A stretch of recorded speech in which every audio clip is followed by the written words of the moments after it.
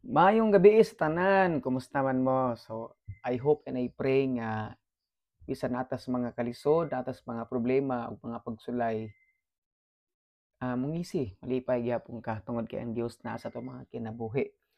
Di ko magdugay, ang pasalamatan unang-una ang Dios tungod sa tanang pabor, panalangin, kadaugan, blessing ang gihatag sa atong mga kinabuhi.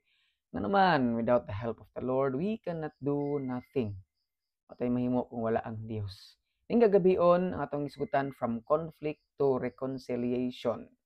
Gikan sa paglalis, panagbingkil, ang guba nga relasyon ngadto sa pagkig-uli. So makita siya sa Genesis 33 verses 1 to 11. Ani nga time nagkita na og balik si Jacob ug si Esau, nagreconcile sila ani nga time igsoon. I believe gusto po ni Lord gyud nga ma-reconcile ta kinsa man atong mga nakigalisan, away ta sa sikataon nato. Kung relasyon sa Ginoo mabalik kay mo ni will ni Lord sa atong mga kinabuhi. So what is reconciliation? Mao ni siya ang proseso sa pag-uli sa maayo nga relasyon. So sa process nga mauli ang ato nga maayong relasyon tungod kay gikan sa human sa panag-away, panagbingkil, kasuko, sala nga nakapahimulag sa duha ka tawo, pamilya o bisan sa grupo. Sa simple nga pagpasabot, ang reconciliation mao ang una, pagpasig-uli sa maayong relasyon nga naguba. Kay naguba ang relasyon sa isig ka tawo, gusto ni Lord nga mabalik. O kaduha, paghimo og kalinaw o human sa kasamok. Samok gyud to kay nag-away man so gusto ni Lord nga magmalinawon ta. Katulo, pag-uban o pagbalik nga walay pagdumot. So, tungod kay nag-reconcile naman, wala na dumtanay, nagdumot mo gikan aron dili na magdumtanay, nanay kalinaw, nabalik na ang maayo nga relasyon.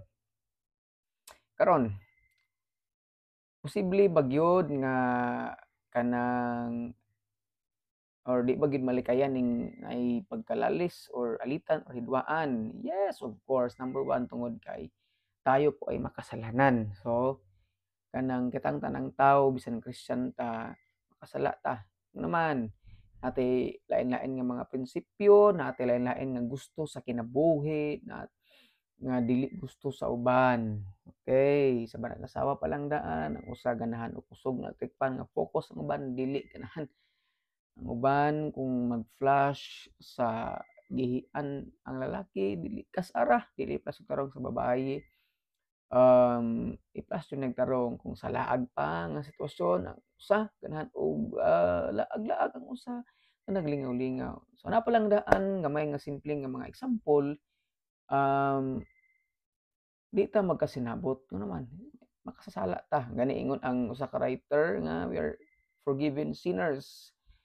Bisan pag unsa Christian ta makasala ta makasasala ta natay sin nature nga kanang kuan gid ta kining maka-conflict ta sa ating sikatawod. Number two reason is that bisan palagi o Christian ta, pastor or balaan ba ka nga tao or pari ba ka, dili ta controlled sa Ginoo or sa Holy Spirit sa kanunay kahit malapit tayo sa Dios merong pading posibilidad meron conflict sa isa't isa. Bisan ako nga pastor sa akong asawa, di ko kalikayan nga naay misunderstanding sa kinabuhi.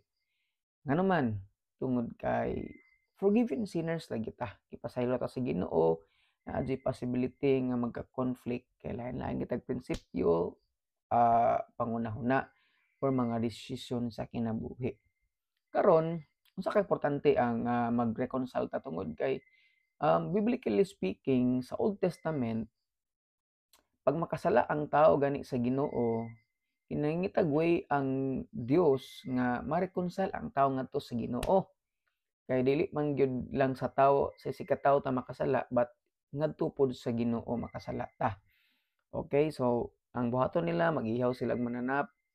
Mo to'y gitawag nila atonement or sa Hebrew word pa kapar. Mo to siya ang mag peace offering mo na siya. Mo na need mo gud og peace offering ang tao para may reconcile sa Dios ang pamaagi mag-ihaw mananap ang dugo magtabon sa sala mo na peace offering ngadto sa Ginoo para ma-reconcile ang tao ngadto sa Ginoo.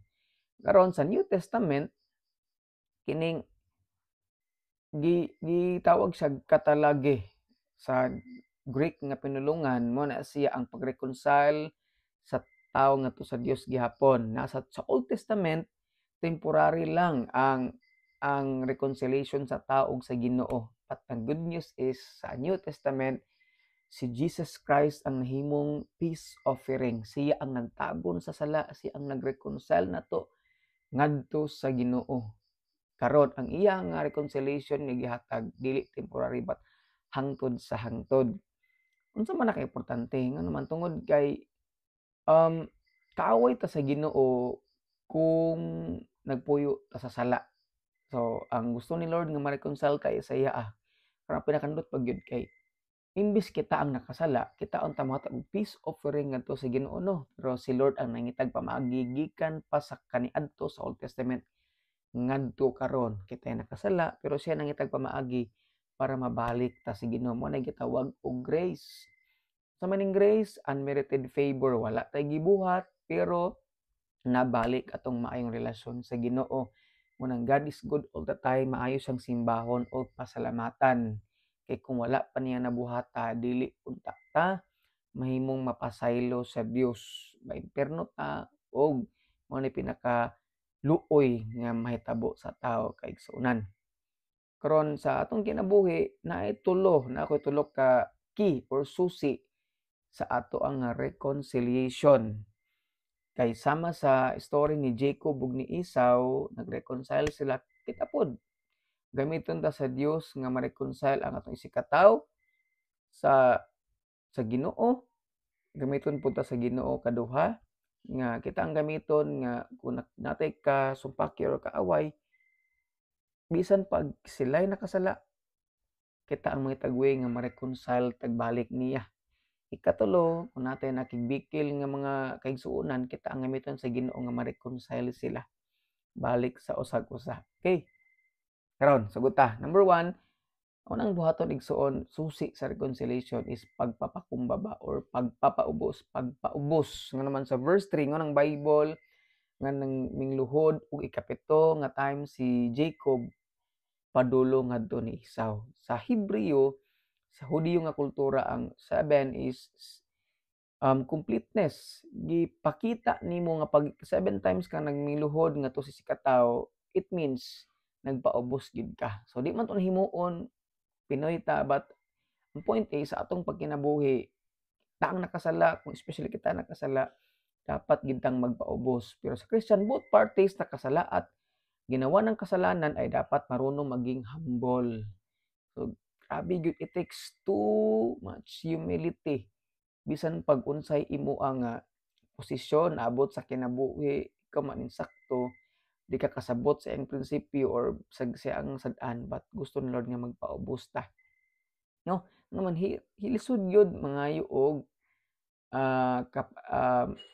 kapasayloan og mas lisod ang magpasaylo pod igsuon no sa atong kinabuhi lisod gyud na naman prideful man tang tawo.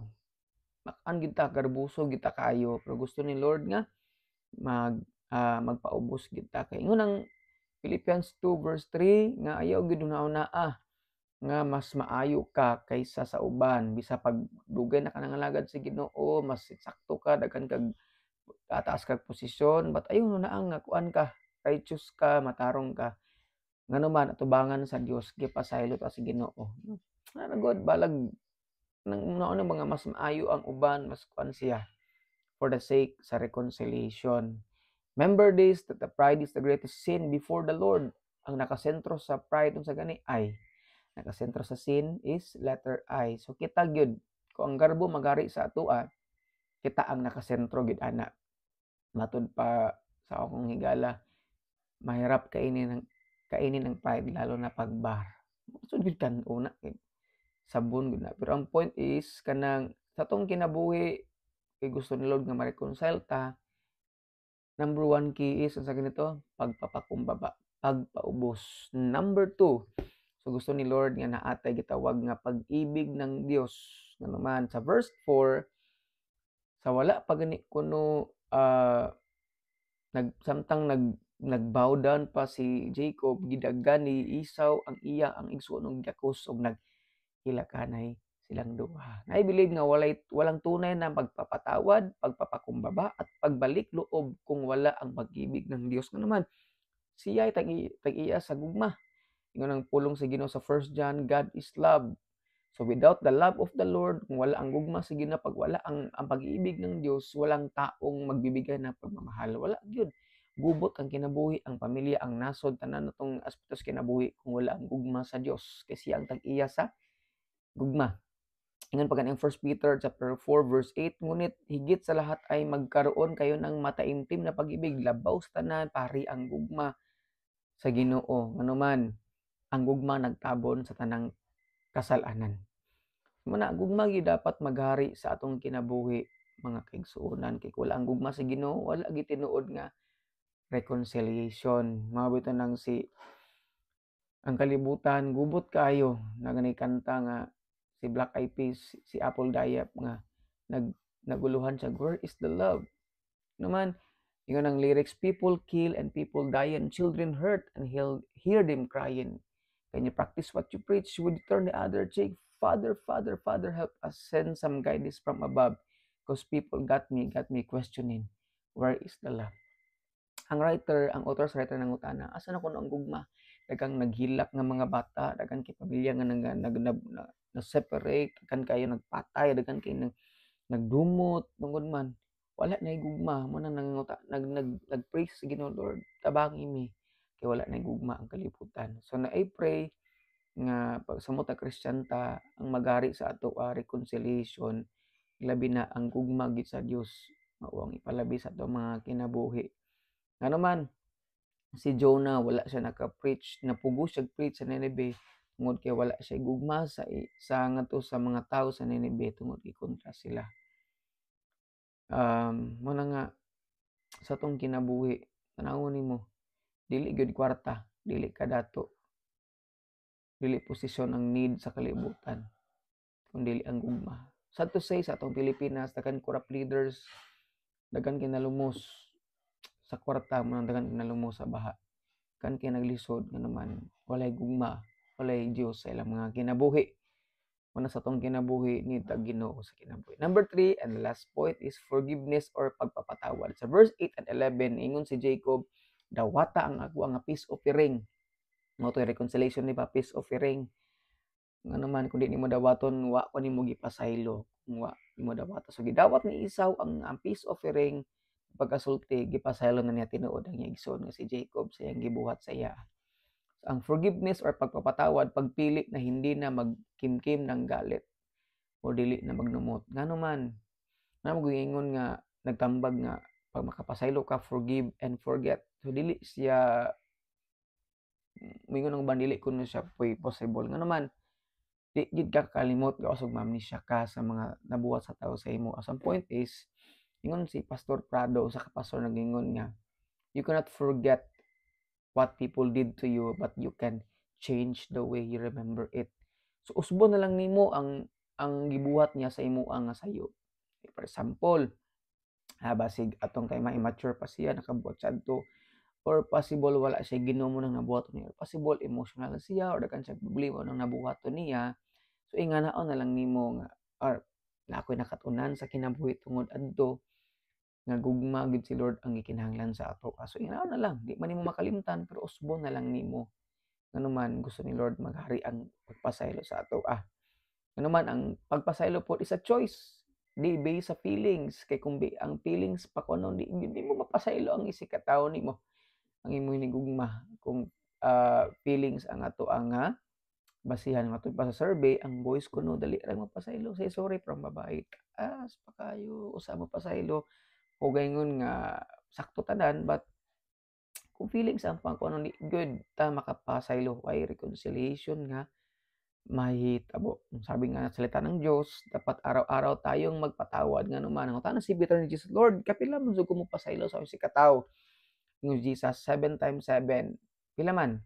490 sa Hebrew or sa Greek sa mga Hudiyo, ang 490 means forever. Bot pasabot sa wala pa nakasal ang tao makandam na kagkapasayloan, lisod. Ano man, kita nga mga tao, mingon kita kasal lang yun.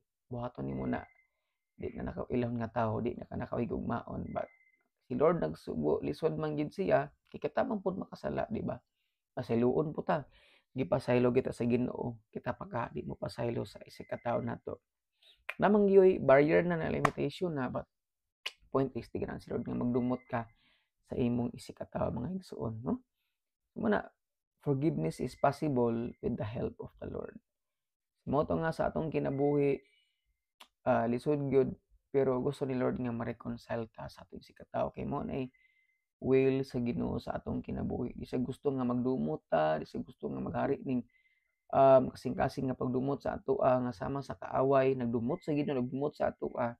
But ingon nga mga Kristohanon, gusto ni Lord nga maghari ang reconciliation sa atoa.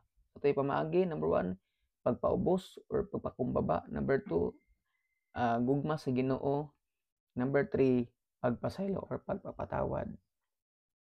Nay po pray nga sa atong kinabuhi na may panagbingkil, panaglalis, panag-away sulod sa pamilya, sa marriage, sa church. Gusto ni Lord nga ang gugma sa Ginoo may maghari sa atong kinabuhi, ang pagpasaylo. Okay?